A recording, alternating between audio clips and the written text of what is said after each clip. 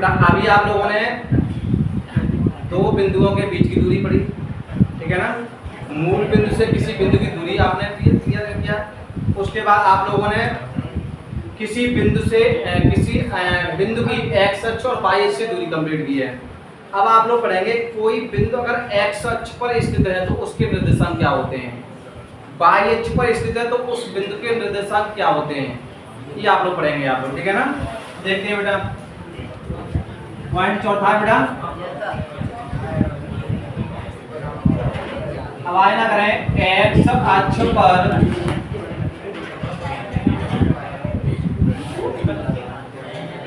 करके एक्स अक्ष पर स्थित बिंदु के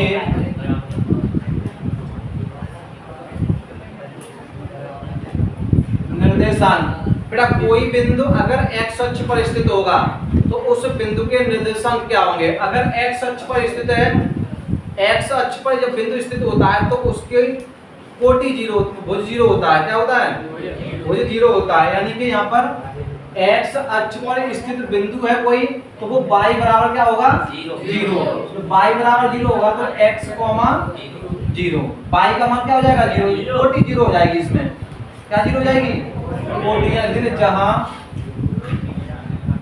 क्या है y बराबर कितना है, इसे y बराबर जीरो रख देंगे बेटा, ठीक है ना। अगर कोई बिंदु है जो x अक्ष पर स्थित है, कहाँ स्थित है, तो उसके y का मान जीरो होगा, यानी कि कोटि जीरो होगी। और कोटि जीरो होगी तो बिंदु क्या बन जाएगा, x कॉमा। समझ में आ रहा है कि नहीं आ रहा है।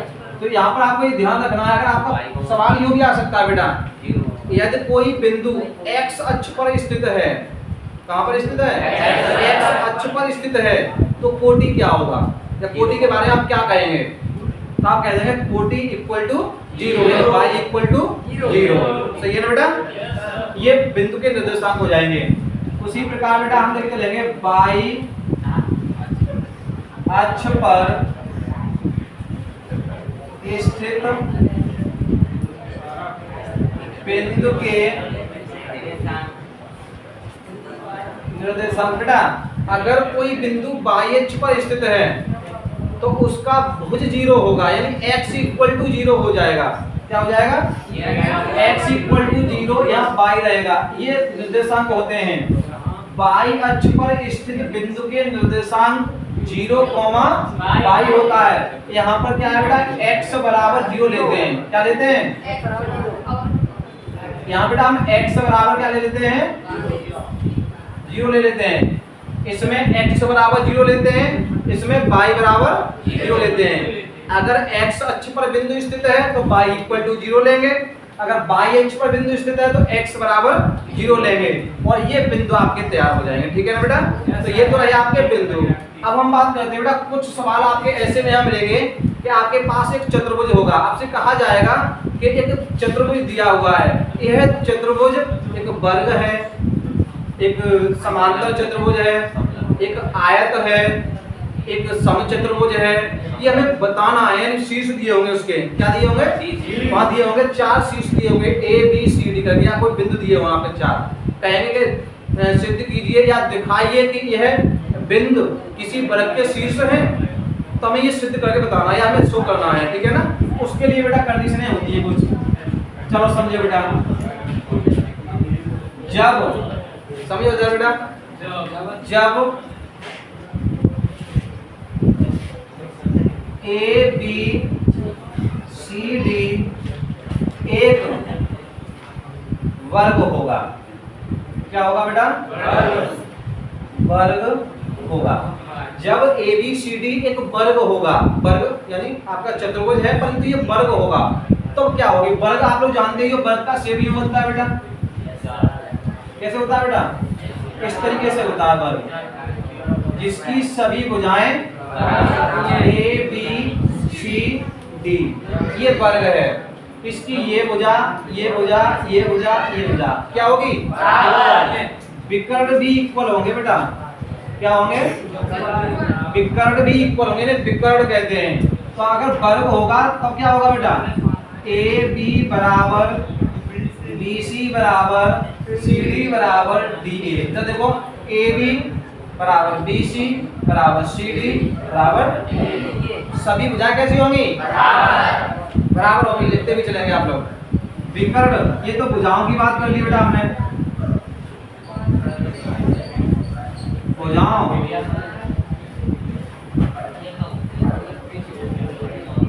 भुजाएं कैसी होंगी बेटा? बराबर होंगी। विकर्ण की बात करेंगे बेटा हम लोग। विकर्ण, विकर्ण क्या होंगे? विकर्ण भी आपस में बराबर होंगे। विकर्ण AC बराबर अगर आपका कोई भी प्रश्न में यूं दिया हुआ है, 4 बिंदु दिए हुए हैं, 4 शीर्ष दिए हुए हैं चतुर्भुज के, आपसे वो कह रहे हैं कि यह एक वर्ग के शीर्ष हैं, दिखाइए। तो आपको क्या करना है? पहले आपको AB के बीच की दूरी निकालनी है, यानी AB के बीच की दूरी, बीच की दूरी वाले सूत्र से करेंगे। BC के बीच की दूरी, DC के बीच की दूरी, DA के बीच की दूरी, विकर्ण AC के बीच की दूरी, विकर्ण BD के बीच की दूरी। तो भुजाएं सब बराबर आ जाएंगी, विकर्ण बराबर आ जाएंगे। तो आप कह देंगे दिए हुए बिंदु एक वर्ग के शीर्ष हैं। राइट है बेटा? नंबर 2 बेटा, ये पहला पॉइंट था इसमें। दूसरा पॉइंट, जब ABCD एक समचतुर्भुज होगा, ये बहुत इंपॉर्टेंट पॉइंट है बेटा। क्या है बेटा?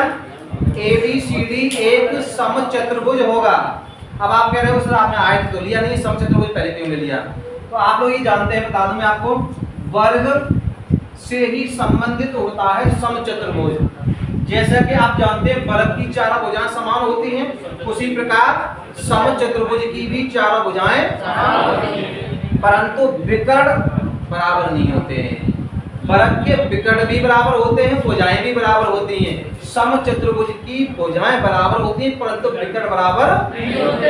समझ में आ रहा है कि नहीं आ रहा है? तो ये पॉइंट अब आपको लिखना है बेटा। समचतुर्भुज यूं बनता है,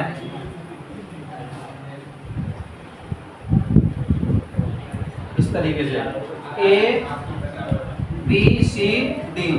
ये आपकी भुजाएं कैसी हैं? बराबर। विकर्ण आपके ये बराबर नहीं होंगे, तो ये विकर्ण बड़ा हो गया और ये विकर्ण छोटा हो गया बेटा।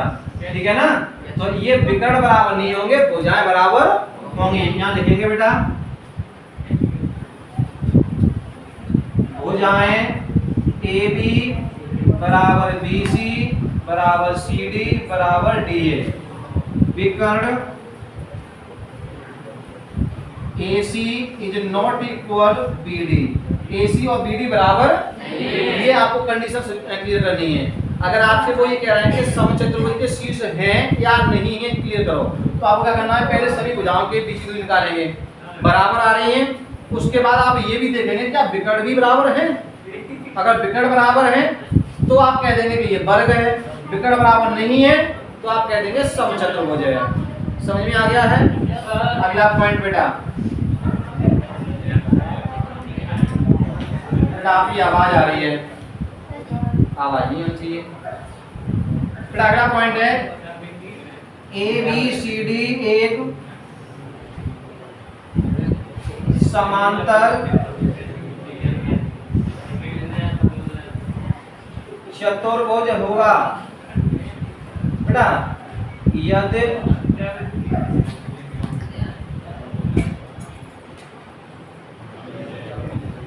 ABCD एक समांतर चतुर्भुज होगा यदि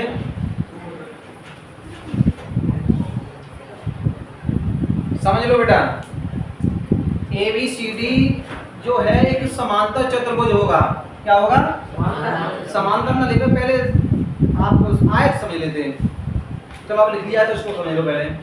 समांतर चतुर्भुज इस तरीके से होता है बेटा,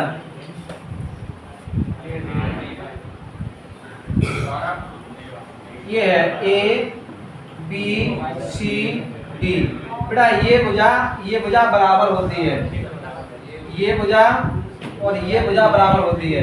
विकर्ण आपस में बराबर नहीं होते हैं। यहाँ लिखेंगे बेटा, भुजाएं AB बराबर सी डी, ए बी और सी डी कैसी होंगी? बराबर होंगी।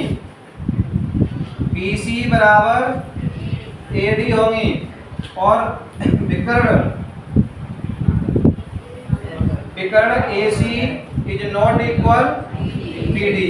ये हो गया बेटा समांतर चतुर्भुज के लिए कंडीशन हो गई। अगला पॉइंट है आयत। जब ए बी सी डी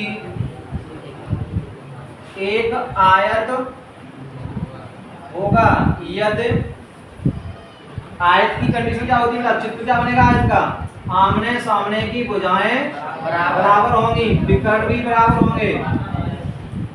इसमें विकर्ण भी बराबर होते हैं बेटा, ए बी सी डी। समझे बेटा? ये भुजा इसके बराबर, ये भुजा इसके बराबर, विकर्ण भी आपस में बराबर।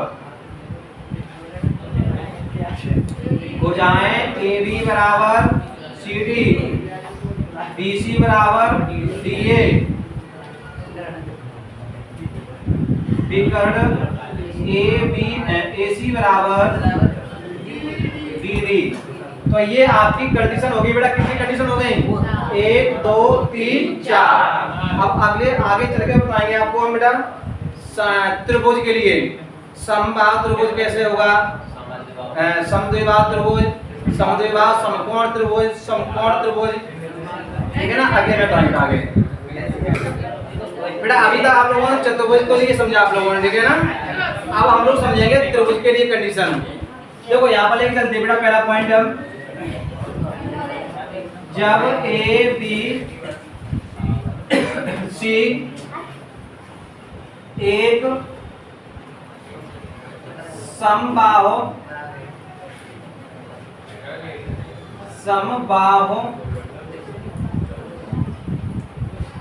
त्रिभुज है, तब बेटा आप लोग ये जानते हैं ए बी सी डी एक समबाहु त्रिभुज होगा।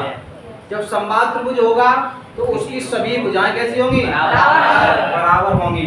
तो हम यहाँ लिख सकते हैं बेटा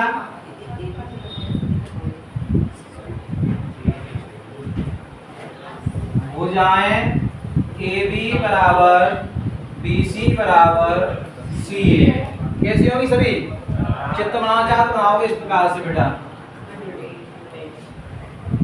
यहाँ ए है A B C, A B बराबर बी सी बराबर सी डी सी ए कैसी होंगी? तीनों भुजाएं बराबर होंगी बेटा। अगला पॉइंट रहेगा बेटा, जब ए बी सी एक समद्वि बाहु समकोण त्रिभुज है, तब बेटा ए बी सी एक जो त्रिभुज है वो समद्विबाहु त्रिभुज भी है और समकोण त्रिभुज भी है। दोनों बातें लेके चल रहे हैं यहाँ पर। समद्विबाहु के लिए दो भुजाएं समान होंगी और समकोण के लिए भी हमें समझना है। तो देखो यहाँ पर बेटा वो इस तरीके से होगा। ये है, नामकरण कर दें इसका हम ए बी सी। तो ये भुजा और ये भुजा दो बराबर होंगी, ठीक है? और ये विकर्ण ये अलग रहेगा। तो हम इसको ऐसे लिख लेंगे बेटा, ए बी बराबर बी सी। ये दो भुजा कैसी आएंगी? बराबर आएंगी। और ये तो दो भुजा बराबर आएंगी तो क्लियर ये हो गया कि समद्विबाहु है। कैसा है? अब समकोण के लिए क्या करेंगे बेटा? समकोण के लिए कर्ण का स्क्वायर यानी ए सी स्क्वायर बराबर A B square plus B C. आपकी ये कंडीशन भी लागू होनी चाहिए और ये कंडीशन भी लागू होनी चाहिए बेटा। यहाँ दो कंडीशन लागू होंगी, दो भुजाएं समान होंगी और एक भुजा का वर्ग अन्य दो भुजाओं के वर्ग के योग के बराबर होगा। तो हम कह देंगे कि यह त्रिभुज समद्विबाहु समकोण त्रिभुज है। कैसा है? समद्विबाहु माने दो भुजाएं समान है, समकोण माने पाइथागोरस प्रमेय लागू होनी चाहिए, सिद्ध होनी चाहिए। सही है ना बेटा? अगला पॉइंट बेटा, तीसरा पॉइंट, जब ए बी सी एक समकोण त्रिभुज है, क्या है, जब एबीसी एक समकोण त्रिभुज है तो समकोण त्रिभुज में केवल हमारी समस्या ये है कि हमें केवल पाइथागोरस प्रमेय से लागू करनी है बेटा, ए बी सी। तो इसमें केवल ये होगा आपका ए सी का स्क्वायर बराबर ए बी का स्क्वायर इधर बी सी का स्क्वायर। इसमें ओनली पाइथागोरस प्रमेय सिद्ध हो जाए तो हो जाए, चाहे अलग अलग हो तो कोई हमें परेशानी नहीं है, कोई दिक्कत नहीं है, ठीक है ना बेटा। तो ये तीन कंडीशन त्रिभुज में बनेगी, समबाहु त्रिभुज तीनों भुजाएं बराबर, समद्विबाहु समकोण त्रिभुज दो भुजा बराबर समकोण त्रिभुज के लिए पाइथागोरस प्रमेय, तीसरे में पाइथागोरस प्रमेय। तो ये तीन कंडीशन इसमें हो गई, चतुर्भुज में चार कंडीशन हो गई। आप लोगों को घर जाके अच्छे से कंप्लीट करनी है, कल कराऊंगा अगली वीडियो में एक्सरसाइज।